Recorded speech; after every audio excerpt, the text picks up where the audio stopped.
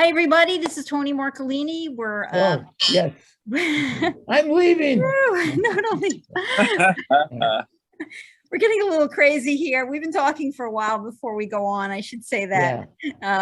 So it's welcome to It May Interest You to Know. I'm joined here today with my cohort, my partner in crime, Seamus McDonough, and a very special guest. You'll know him from all of his many projects. Right. He's been a writer, a screenwriter for a lot of years. Last time he was here, we talked about that he wrote the book for Rosanne Barr. He was the ghostwriter, I guess you could say, for a book that she wrote years ago. Welcome, Michael Angeli. Yes. Where do you live, Michael? What's that? Where do you live? I live in Fox Point, Wisconsin.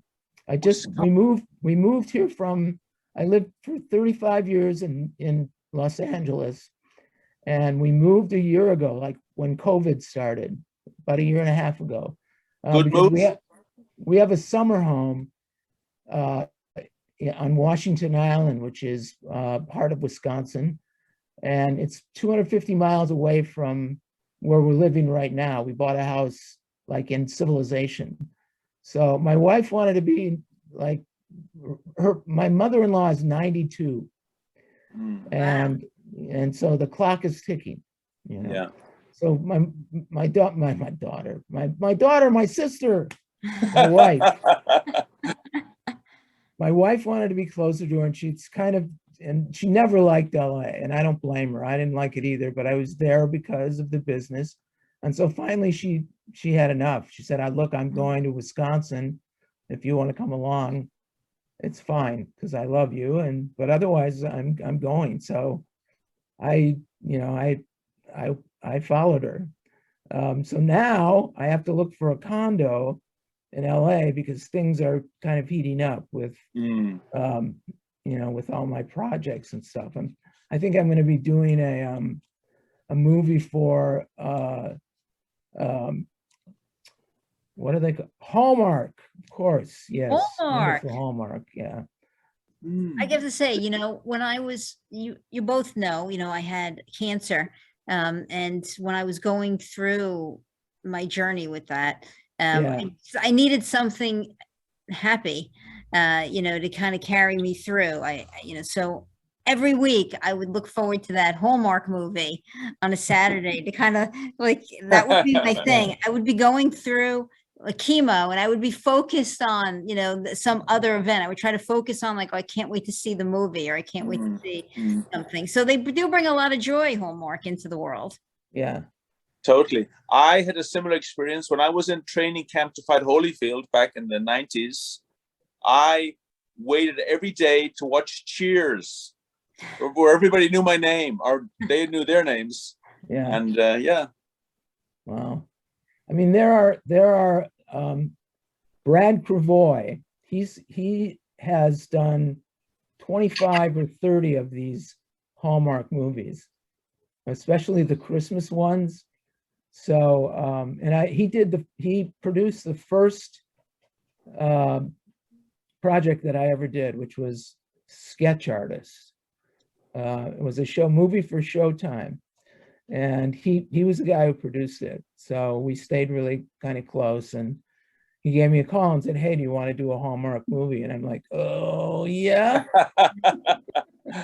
Work is work. And I get to, I keep my insurance. So, so I said yes. But I came up with a kind of a cool story, something that I can get into. So with horses. Well, tell us about it. Well, it's about a sort of disenchanted young woman. They all have to be, there's a whole formula for these things. They can't be about teenagers. They can't be about college kids. They have to be about adults around the age of 35 to 45, right? Or 30 to 45. So that's one demographics. The other is, it has to be 75% soft romance, 75% of the script, 25% of it is the story, right? So that's kind of, it confines you you know, it limits you to like to a Hallmark movie is what it does. So mine is about a young woman in her early 30s who is disenchanted, and she's supposed to get married, of course, and she can't commit to her fiance. So her therapist, you got to have a therapist in these things, right? In all your finer films. Yeah. So her therapist, you know, says, why don't you take a vacation on your own just to get your head together? So she takes a vacation. She books a spot on a dude ranch in Montana. And the guide there is like a sort of young Sam Elliott type, you know, or like an older Brad Pitt in Thelma and Louise, like that kind of guy. And he's really into saving the wild Mustangs. You know, there are all these wild Mustangs, this is true, that are sort of captured and then sold to Mexico for meat. So what this guy does is he's really, he tries to do some guerrilla tactics where he releases some of the captured Mustangs, whatever. So she's really kind of interested in this guy, but then her fiance shows up and he's really fastidious. He's like citified, right? He's very city kind of thing. So it complicates things. Then there's like a cowboy groupie, a woman who just loves cowboys, and she's rich, and she also books a spot on, you know, on this dude ranch, and she starts hitting on the hero, on the guide, right? And so our heroine thinks there's more to it. She thinks there's a relationship there, and she's wrong. So she ends up going out on the range with the guide, and they find a Mustang that's hurt. He's like, his leg is stuck or something like that. I haven't figured it out yet. And they both save this Mustang and help him get healthy. And that's when she realizes, holy shit, I don't love this guy. I don't love my fiance. I love this guy. So she ends up staying with him. That's the whole story.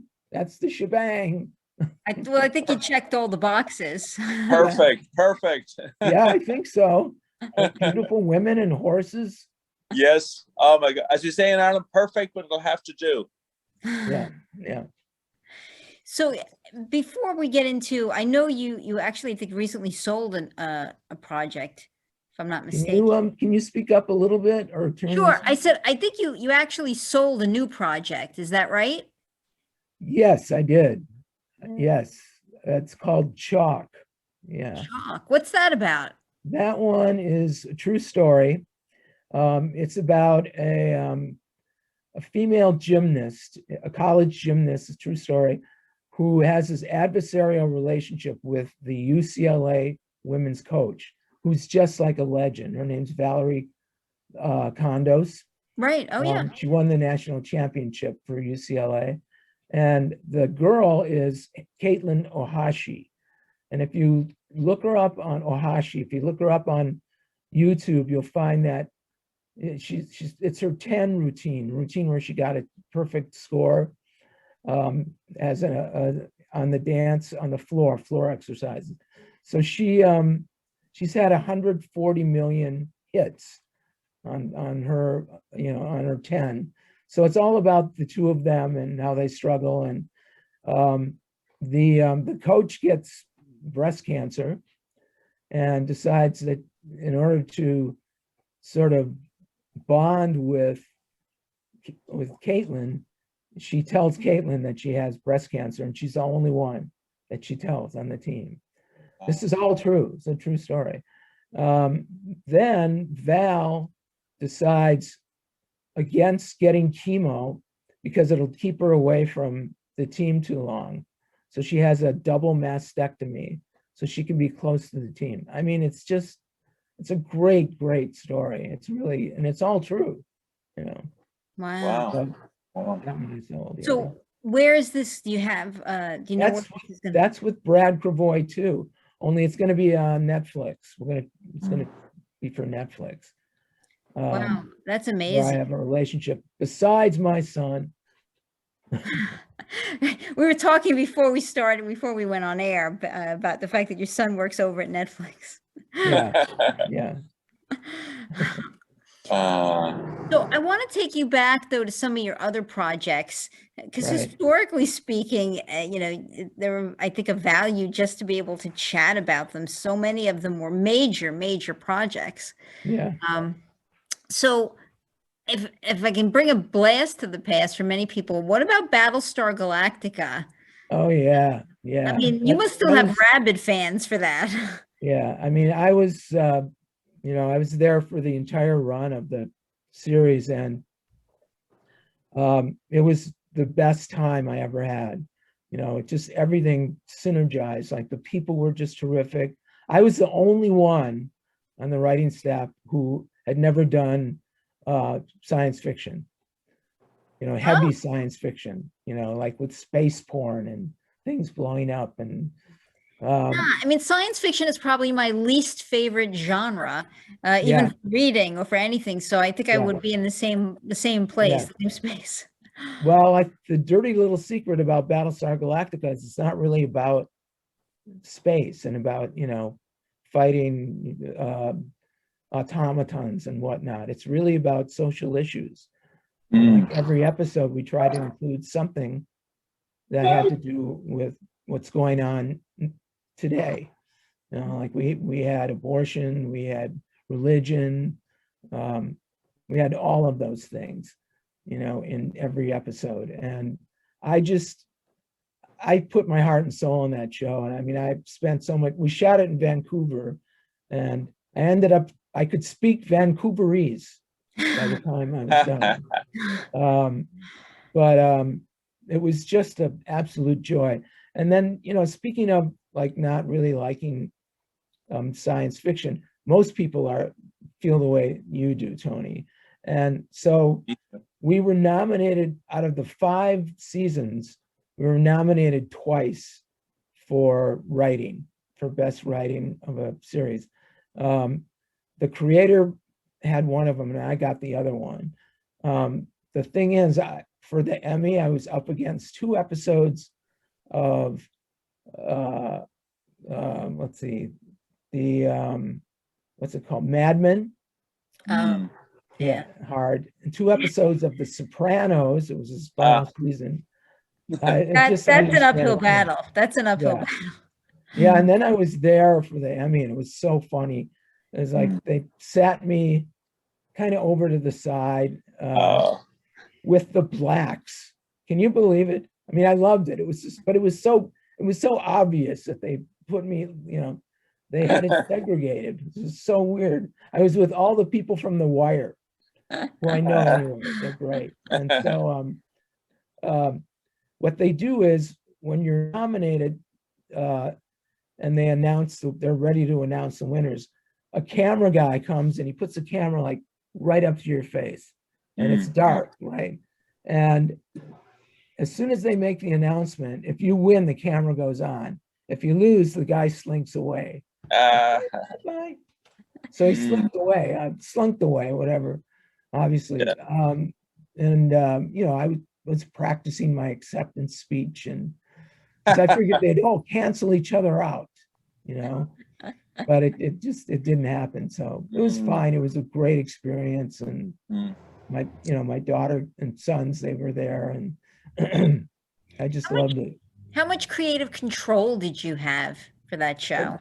What was that? For Battlestar Galactica, like how much creative control? I mean, of course you were the writer, but were you, did the orders come from above as to? Yeah, no, I was a co-executive producer.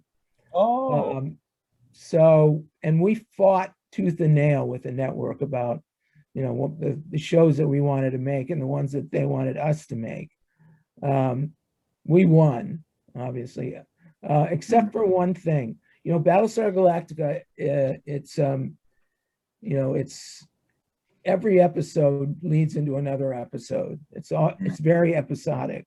So the network had an idea. They said, we want 5 standalone episodes In other words, if you tune in to Battlestar Galactica and you've never seen it before, you'll be able to enjoy it. So we want these standalone episodes. And we were like, oh my God, please. And they did, but this one, they just would not move on. So we did the 5 episodes they ran. We had the poorest audience that we ever had. Our ratings were like way down. Yeah. So they learned the hard way that, you know, they have to leave Battlestar Galactica alone. So, but, you know, I was on the set for probably half of the episodes that were shot, and there, God, I don't know, there were 75 episodes, I think, 80 episodes. Wow. So I got to know the cast really well. So I was able to talk to them about their lines and what, you know, if they had some suggestions about, you know, about their character or whatnot, I was the one that they talked to. So, and it was Mary McDonnell, you know, I had a great relationship with her. I had kind of a weird relationship with Edward James Olmos, you know, because he really loved my writing. But in one episode, I had a cat, you know, there was a cat, and I had to leap up on Mary McDonnell's desk. And so it took us like 12 takes. On the 11th take, Edward James Olmos comes up to me and says, "This was a fucking great episode. Why did you put the cat in it?" Right? So I ended up taking the cat and pitching him on the table. And that's how we got the shot. So there were many episodes like that where we had to, like, you know, work something out. So, do you have a most memorable moment from the set of Battlestar Galactica? Yeah, I do. And I was there. We had the table read for the last episode, right, where all the actors are around, and and we taped it. We videotaped it, and half the people, myself included, were crying because it was it was over. You know, it was gonna. This was it. You know, and I'll never forget that. Like looking at all of them and how they are responding and what they're feeling, and I mean, it was pretty amazing. So any movies or plays I ever worked on becomes like a family, really, doesn't it? After a while, and you just miss them. Yeah, huh? Yeah, that's very true. We tried to get together like once a year. We managed for about 5 or 6 years, and then after that, everybody was like all over the place. We couldn't do it. Because the real purpose of being together isn't there anymore. So yeah, that's right. That's right. But I've cast some of the cast in some of the other shows that I've been in, like in this, what's the name of it? It's so bad. The 100. You ever watch the 100? I've never even heard of the 100. What is this? Right. It's about it's Battlestar Galactica. It's a total ripoff of Battlestar Galactica. There's a spaceship that lands on Earth. It's like 200 years in the future, and it's all kids. Nice, great. Or young people. So I cast like what's his name? A.J. Giuliani. He was in Battlestar Galactica. Kate, what is her last name? God, I'm just zoning out. But anyway, what I did was I tried to cast as many of the people from Battlestar Galactica in other shows just so I could be with them, you know. Sure. When you were younger, I mean, at that time, that was almost, I don't want to call it the beginning of your career, but it was definitely way back towards the start. Yeah, I mean, pretty much everything went downhill from there. No, it went up from there. I mean, you're nominated, great acclaim. I mean, Monk, Law and Order, In Plain Sight. I mean, one hit after another. You've been magic pretty much to every project since. But I mean, I think of that as the start for you, the start. So anything, I think when you're young, it kind of really sits with you. You know, the times, the people you're close to when you're younger, those early experiences, they really always sit with you as being the pinnacle, this perfect thing in your brain, which nothing else compares to, even though it's probably better. Yeah, yeah, that's true. I have a Law and Order story, a little one. Great. That's what I was going to say. That's where I went after Battlestar Galactica. I went to Law and Order Criminal Intent. So my friend's wife, no, my friend's friend is the locations manager for Law and Order. I can't remember her name. And we were doing a scene on the pitch for the Giants football pitch over there. So I was playing a football player, and I actually scored a field goal in Giant Stadium after about 25 attempts. I got a field goal. All your muscle is in your arms, right? Yes. The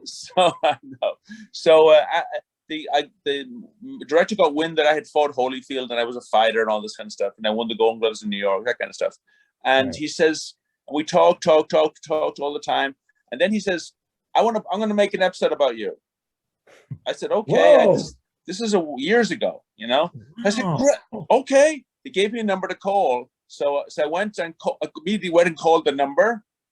And then I left a message. I said, and I heard the beep. I said, did the beep go? I called back to see, because I thought hadn't left the message.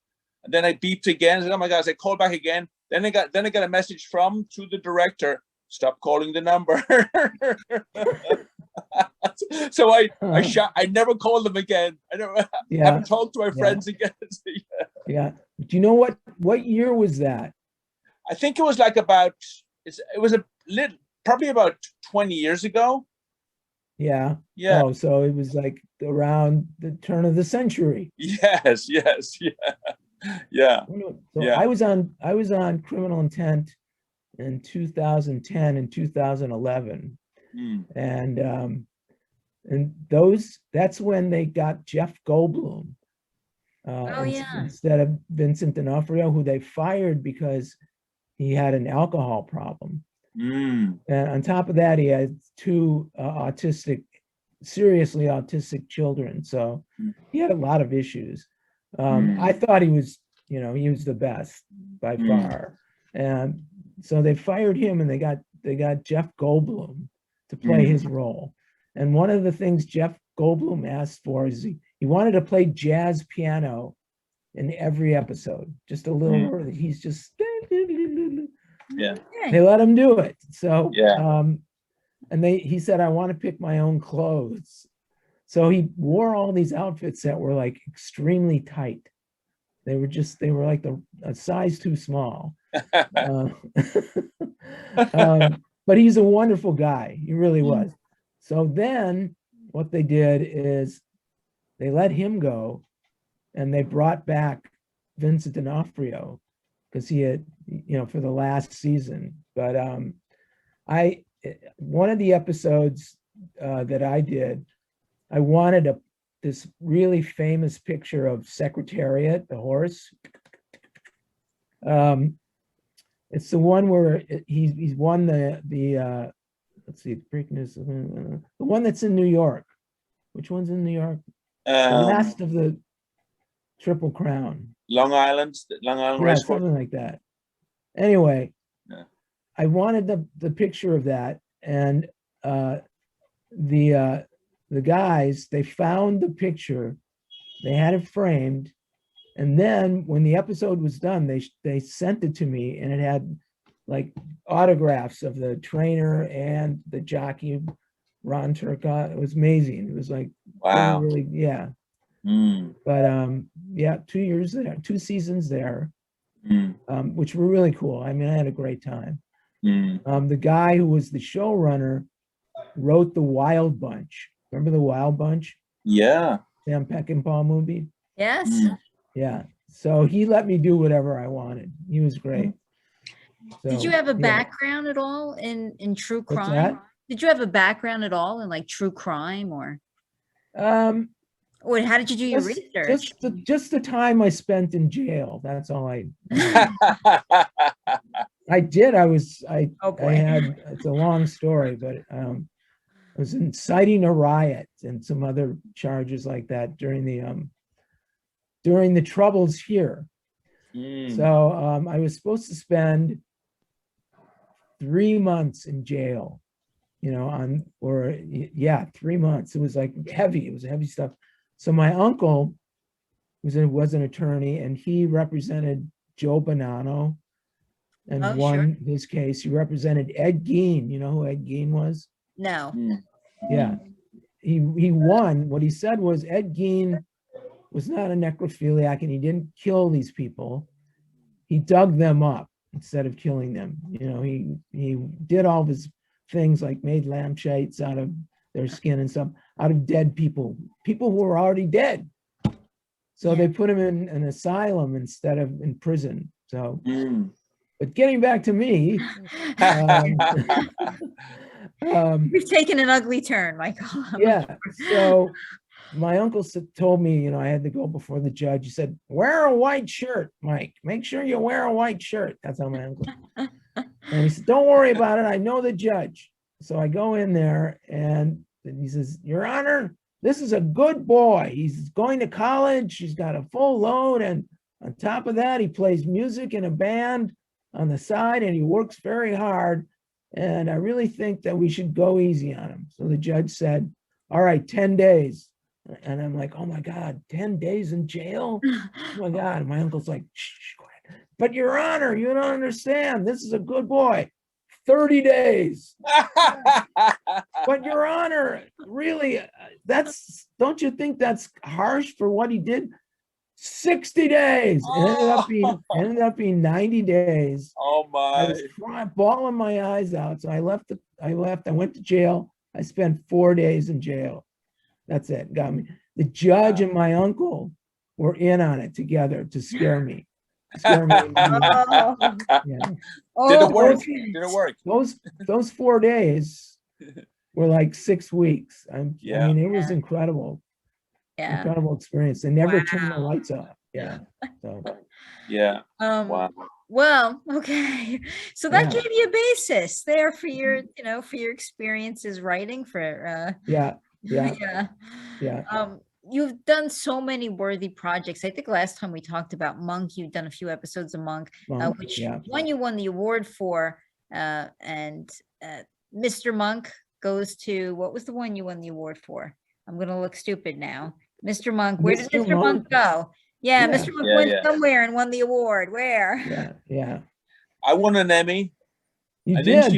I did an interview with Dennis O'Donnell over here for one of the channels. He's a sports commentator, and we won an Emmy. Wow, that's fantastic. You got to go up and grab it, or was it? Yeah. It's okay. You still have an Emmy. Yeah. I don't have an Emmy. Let's get an Emmy. Come on. Let's get an Emmy. We can do it. Si se puede. Okay. So moving along, I mean, I want to cover a few other topics, but I have to, before I get to some of your other works, it just hit me something I have to ask you to tell. I follow your blog because I love it. I mean, your blog is, and anyone, I'll put the link up in below, but his blog is really just, let me tell you a little bit about my life. And it's the life of someone who's led this just exciting, met everybody, had these just funny world experiences, which I guess is what makes him such a good writer, kind of a blog. And you sit back and you just read, and I keep telling him, I mentioned last time, you got to turn this into a book. But the story you're on right now is how when you worked for Esquire, you wanted to get an interview with Jack Nicholson, right? Who refused to give an interview to Esquire. Would you share that story? Oh, sure. That, as a matter of fact, see, that piece was the first piece I ever did for Esquire, and I was still, you know, it was like a, you know, I wasn't on the staff yet. And they thought, well, let's try Angeli to get to Jack Nicholson. Because what they didn't tell me was how angry Jack Nicholson was with a magazine. Because the first time they interviewed him, they said, you're going to be on the cover. We're going to put you on the cover. And this was One Flew Over the Cuckoo's Nest around then. Right. And he was on the cover with 16 other rising stars. Yeah, what? And he was like, what? Never again, never again. So then when he did, God, what was that called? The one where he's in the Corvette and, remember that one? You know, wasn't that with Shirley MacLaine? No. Yeah, I think so. Yeah. Anyway, Yeah. so they said, we're really sorry. We have a new regime. We're under a new editorialship. So we really apologize. You will get to pick the photo. We're going to put you on the cover. It's going to be you alone. And you can pick the photo that you want. So what do? They pick a photo that wasn't the one that he selected. It was very unflattering. And he had people on the inside who found out about this and said, so he raised hell and said, what the hell? You're supposed to put the picture that I picked, not that you picked. And it's awful. It's an awful picture. So what do I have to do to get it off there? You guys have to take that off. And they said, well, we're really sorry, but we've already printed 250,000 copies and they're in the warehouse. Now, if you want to reshoot the cover, you have to buy all the 250,000 magazines. And he's like, he did it, but it was like he bought them and they reshot the cover. But could you imagine? I mean, it's just left a bad taste. Awful. So he said, never again. That's it. Never. That's when I come in, right? And they didn't tell me this. What they did was they had a really long-winded profile of him that they were going to run. It was probably 7,000 words, but there was no Jack Nicholson. It didn't have any kind of feeling to it because Jack wasn't part of the piece. He refused to be interviewed, which they didn't tell me. So they said, look, we want you to interview Jack Nicholson. So you have to get to him however you can. So first thing I did is I called his publicist, Sandy Bressler, who's been his publicist forever, for 40 years. Still is a publicist. And when I said I'm calling because I want to interview Jack, he could not stop laughing. He was like, you're kidding me. He's the one who told me like what they did. And I said, well, I'm still gonna try and meet him. He said, well, good luck, right? So first thing I did is I staked out his house. He lived off of Mulholland, like just before Benedict Canyon, like around there.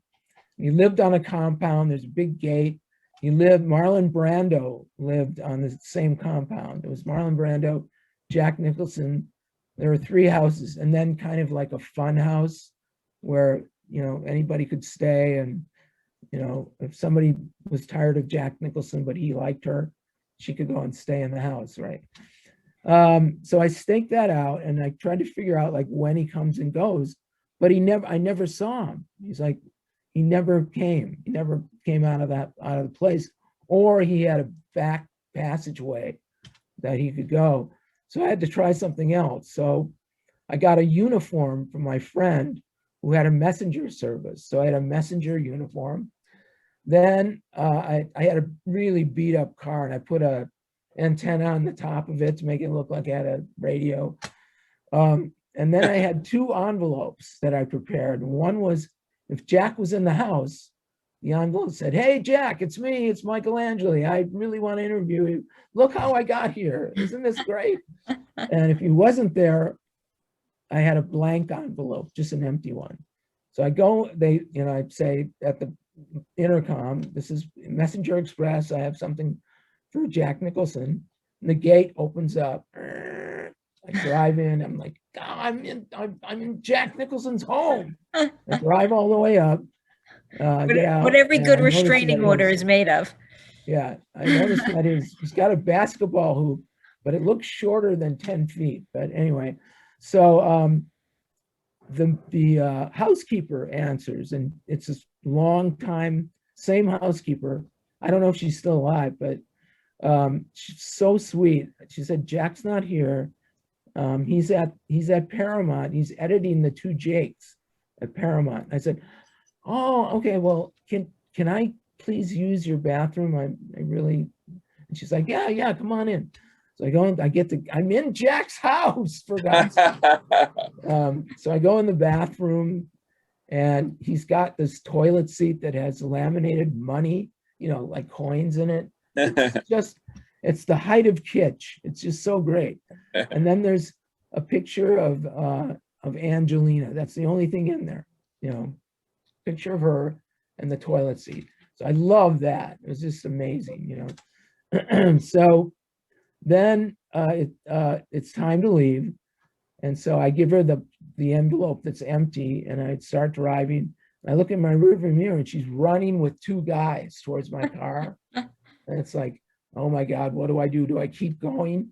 If I keep going, are they going to shut the gate and I'm going to be in big trouble? So I stop, and she's like, Mister, there's nothing in this envelope. It's empty. And I said, oh, those idiots at CIA. Okay, I'll go back to CIA. I'll get the right thing. So that's how I got out, right?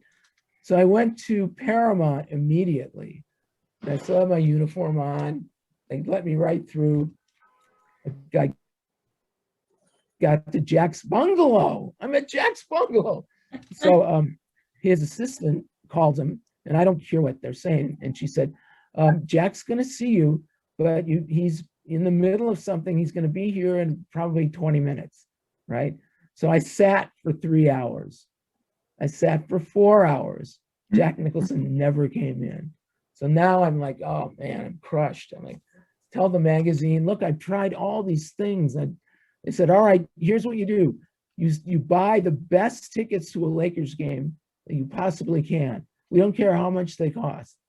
$1,200, $1,500. You go and you get a scalper to give you some seats that are courtside. I did it. I found 2 tickets courtside. They were $2,000 a piece. And I took Andy Marks, who is Groucho Marx's grandson, just to have somebody along.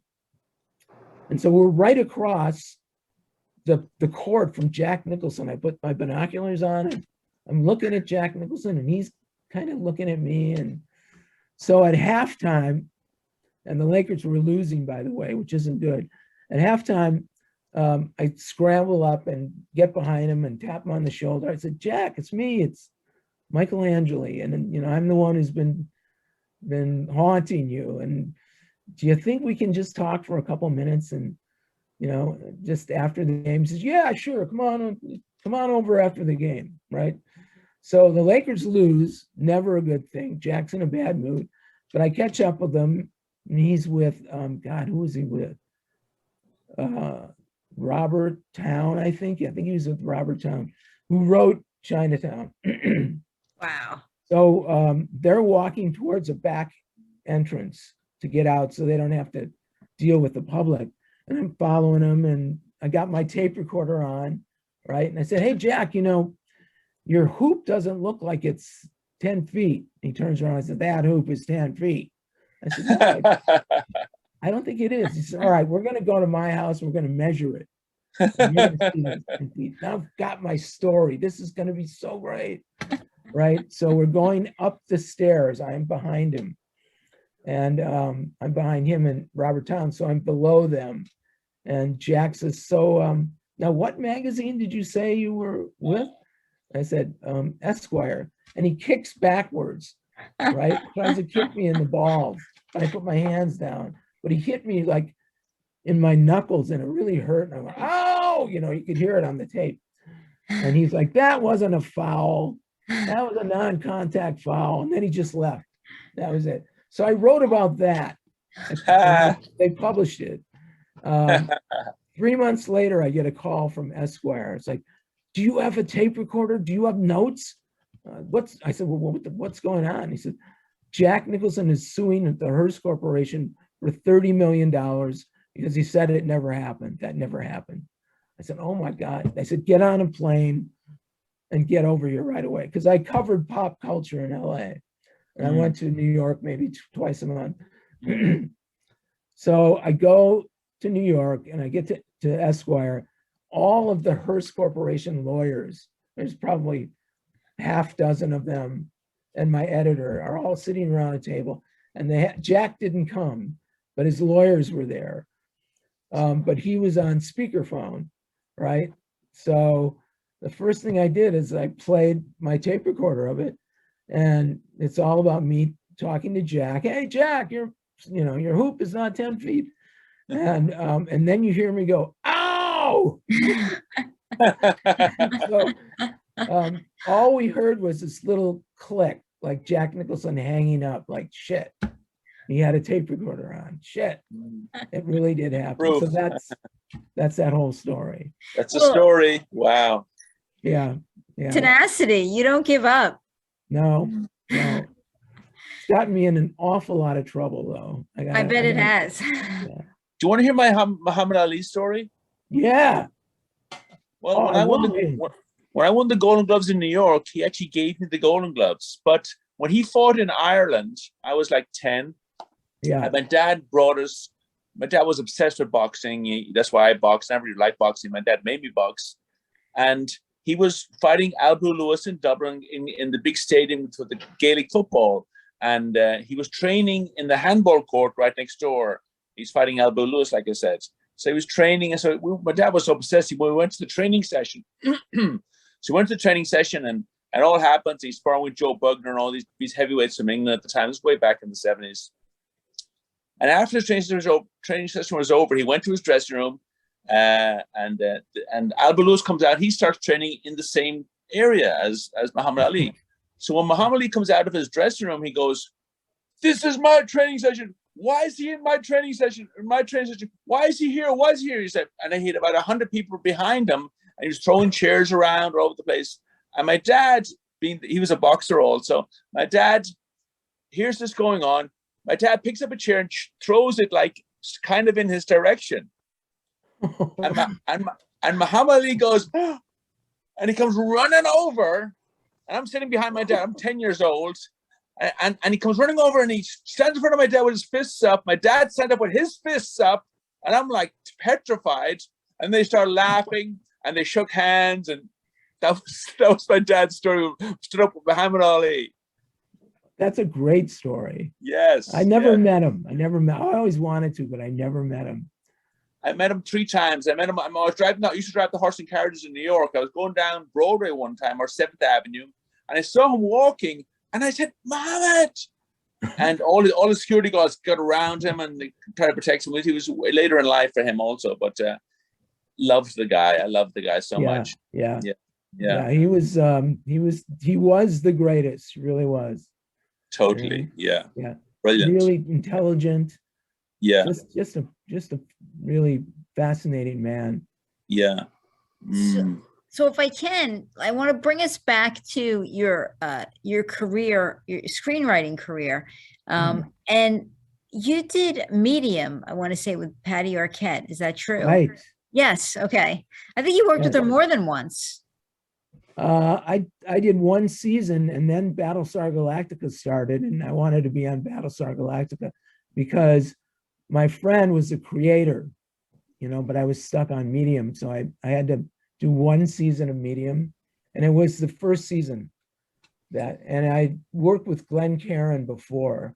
He was the creator of the show. 5 years prior to Medium, he did a show called Now and Again. Do you remember that one? Yes, I do. Not Once and Again, but Now and Again. Maybe I'm confusing the two. Yeah. Anyway, so we were friends, and that was a really difficult show to work because we shot it in Raleigh Studios in Manhattan Beach. I had to drive probably 4 hours altogether, 2 hours each way. But that wasn't that's fine. I don't really care about that. But Glenn had a vision for these people, and boy, he just rewrote every episode. And he, what he would do is he'd take your script and he'd have everybody, all the writers get together in the writer's room, and he would critique your script. in front of everybody, right? So I had a friend who was on the show. He was like a baby writer, and he's the sweetest guy you could imagine. I won't mention his name, but Glenn started to critique his episode, and he said, you know what? I see the cells on this one. And it's like, what? What does that mean? It's like a comic book, the cells, comic book. And it's like that was the kindest thing that he said. Oh. Then it got worse and worse. And I could see my friend, like his hands were clutched to his chair like that, just holding his chair. And later on, I said, you were going to hit him, weren't you? And he said, yeah, I really thought about it. I really thought about punching him in the face. And I said, I was going to grab you. I was waiting for you to hit him. But that was medium. But it was the first season. And it was hard, Well, Patty Arquette's a great actress. Yeah, I stayed close to her.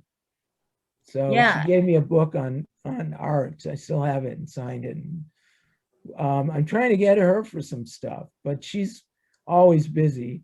She had that great mini series about the woman who was in jail, and her friend was in jail, and she helped him escape. You didn't see that? No, really, I haven't seen that. I think she won an Emmy for that too. But she's a great talent person too. Really a great talent for sure. Yeah. Now I have to ask you this question, because we had a few weeks ago Steve Rubin on, and he wrote the encyclopedia for the Twilight Zone, also the 007 movies. He's considered like a scholar for that, very, very, very film historian, but he loved Twilight Zone and all the James Bond movies. I was on the new Twilight Zone. You were. That's why I have to ask you about the new Twilight Zone, because he got us so into it that even Seamus, by the time we were done, was like, I'm going to go right now and I'm going to watch Twilight Zone. All my 007 movies again. Yeah. Tell us what it was like. You were one of the writers on the new Twilight Zone. Well,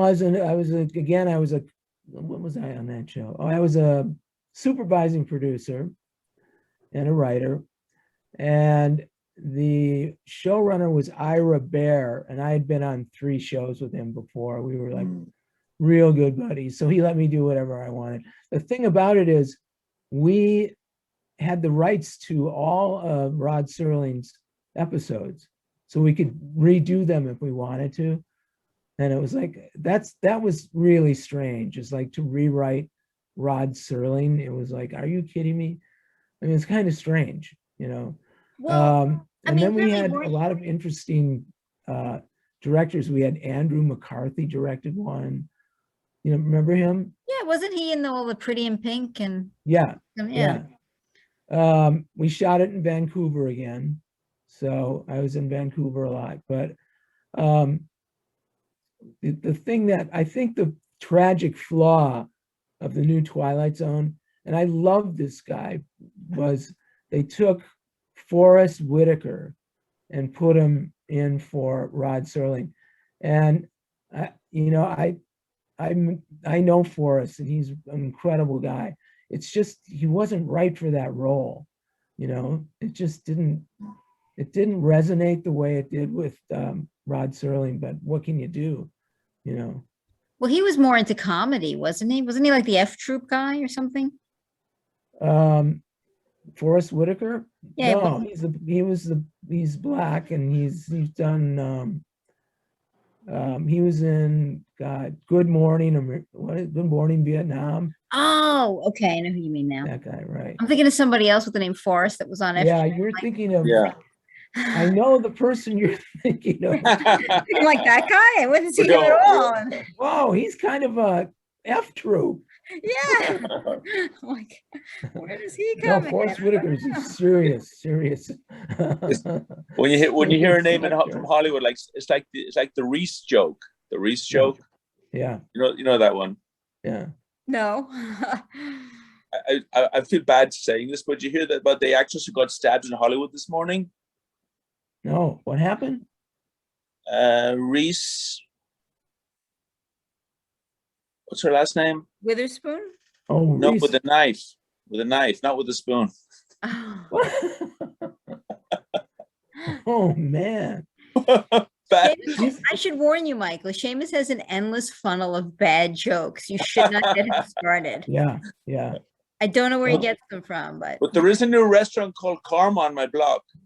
Yeah. They have no menus. Oh. Everyone just gets what they deserve. Yeah. Karma. Yeah.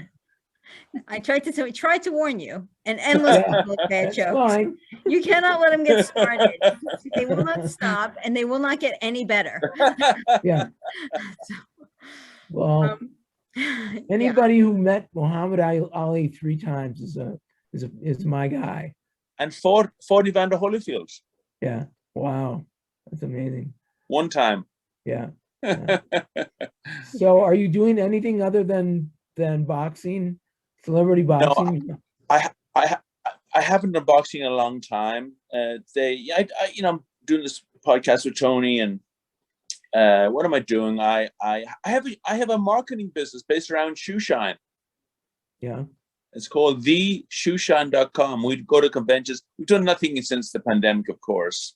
But that do that, and keeping in shape, and do a lot of cycling, bike riding now, and that's a little bit of writing. I just took a screenwriting class. I said, if I'm going to be a screenwriter, I'm going to take a screenwriting class. Took that on Tony's suggestion, and that this and that, and I have a little project. Probably do my life story. I don't know. I don't want to. We'll see what happens. Yeah, you will. Sure. Yeah. Okay. I mean, it's that. I could do your life story just on what you said. Yeah. Anyway. Yeah. Well, I remember Seamus. We met in college, so he had just won the Golden Gloves in New York.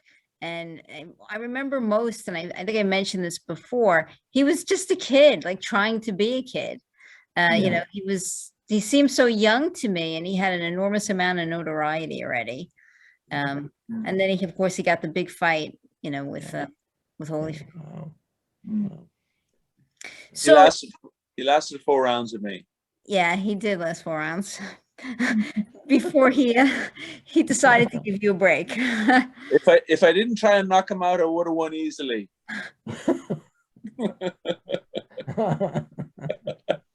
Billy Conn said that when Joe Louis knocked him out in the 15th round. Wow. And he was winning. Billy Conn with the Irish guy, Yeah. Irish American. So Michael, let me take you back to you. Tell me what your favorite project was ever. Well, that's tough. I mean, I'm married to all of them, but my favorite one is called The Weak with the Strong. And I haven't done anything with it yet, but it's a series, and it's about, and week is spelled W-E-E-K, like week, like 7 days. Right. Weak with the Strong. And it's based on a true story. It's about 2 neighborhoods. It takes place in like 1970. There are these 2 neighborhoods. One's Italian, the other is Irish. And it's based on a true story, but they were, instead of being an Irish, it was Italians and Sicilians who hate each other. So, but I changed it from, which they do. Yeah, they do. But I just thought it would be better to have, Italians and the Irish, who kind of don't like each other anyway. So the way they fought constantly, they trashed each other's homes and cars and fought like for 2 generations. So finally they figured out a way that they thought was a civil way to kind of settle their differences. What they did is every Friday night, they would send one boy from the neighborhood, from the Italian neighborhood, one boy from the Irish neighborhood, and they'd fight each other in a big sandbox in a park. And the fathers are the ones who throw in the towel. They're the ones who decide when you've had enough.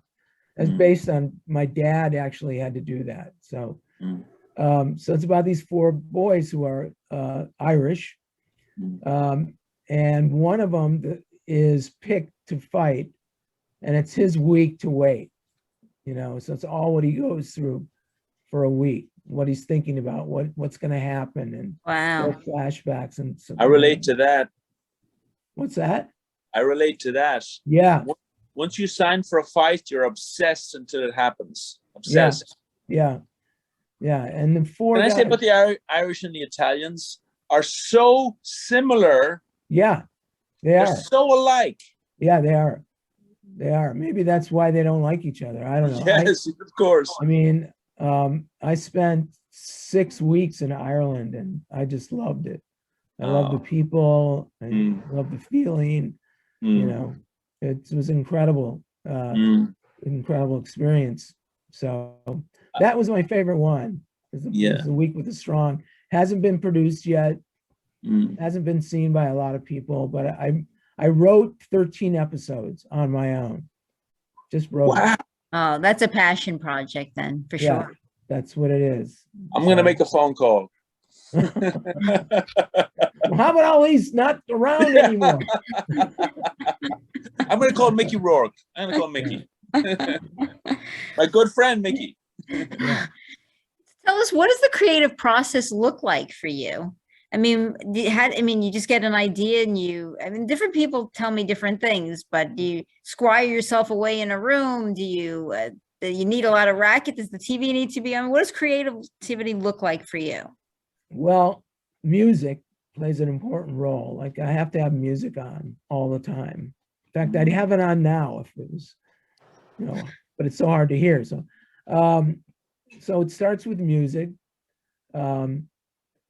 Piano music really helps me. My mom played jazz piano all through my childhood and my teenage years. She played in a club, so that meant a lot to me. You know? Wow. And so I'd listen to jazz piano. I walk my dogs.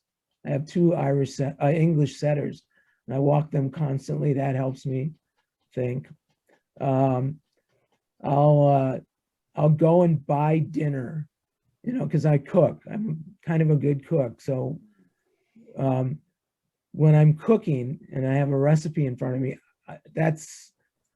if I'm stuck on a story, I cook something, you know, and it all of a sudden, there it is.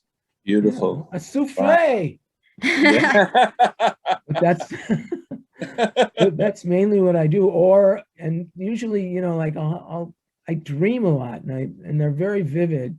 And so I have a pad and paper next to the bed. So if I wake up, I write it down, and, you know, but now, are you able to work with other writers easily, or do you, is it like, I like to do my own thing, I know it's in my head, and I clash when I have to work with another writer? That's a good question. I mean, I know so many writers who have, they're partners. There are 2 writers and they're partners, and I know a lot of guys like that, and girls. And they tell me how they do it. I would never be able to do it. I just, but right now, in this day and age and in this atmosphere, having a partner would be a really good thing, because there's so much to bear, like with COVID and how, you know, Hollywood shut down, and how hard it is now to get something made. Like, at least if you have a partner, you can share your woes with somebody. But as far as like writing a script, I did it twice, and I was on Dark Angel. Did you ever see that show? It's called Dark Angel. I didn't prefer it, but I'm familiar with it. Like, that's not with Jessica Alba. Sure. It's a very well-known show. That's not my kind of cup. It's not really my cup of tea for. Right. So I wrote one with a friend of mine, Rob, and he was the guy who created Elementary. You know, Elementary, the show Elementary. Yes. Yeah. And we were under the gun with his episode, and it wasn't going to get done. So I wrote half and he wrote half. And the way that we did it was, he wrote the first 2 acts. I wrote the the last 2 acts. You have 4 acts.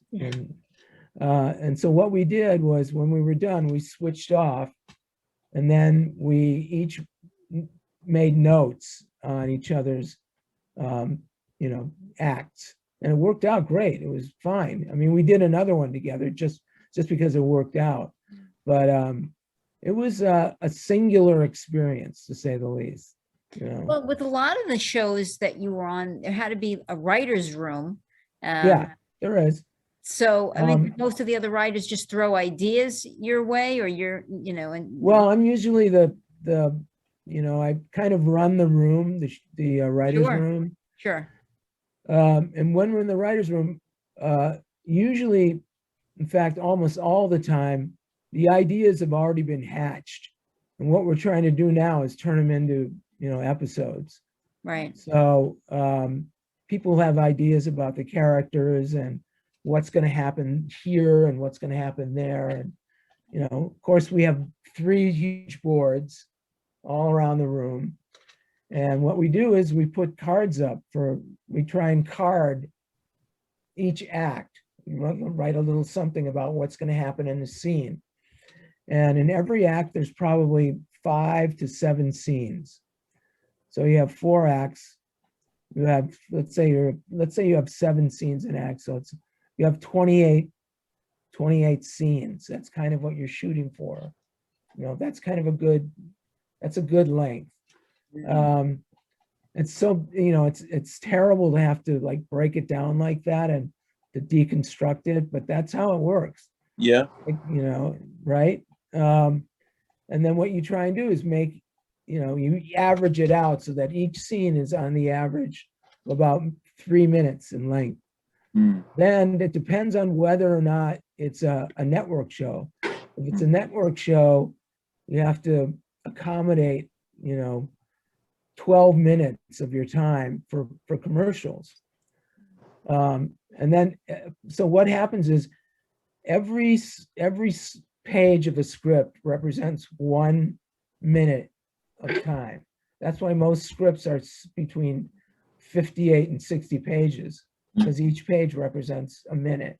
So an hour episode is 60 pages, unless it's a network show, it's 48 pages, because you have the 12 pages of, 12 minutes of commercials. So that's kind of the nuts and bolts of it. Has anybody ever written, fiction, and then right before the commercial, the end of their fiction leads into the commercial? Have they ever done that? No, not that I know of. No, there you go. Thank you. It's a great idea. Well, I have to say, I mean, having a conversation with you, you can just go on and on with picking your brain. Yeah. You're brilliant. Yeah. So you're an amazing. I have my sister's coming over in about 2 minutes. Yeah. So some zucchini bread. I have to act like I like it. So I was going to say, I have to let you go. So let's say goodbye to Michael. Hope as his projects are coming out. Pleasure meeting you. Pleasure to meet you too. I'll come back anytime. You let me know, Tony. I'll always be around. I'll be in your back pocket. Thank you so much. Thank you for joining us. Let me say goodbye, everybody. Bye. Great to meet you, Michael.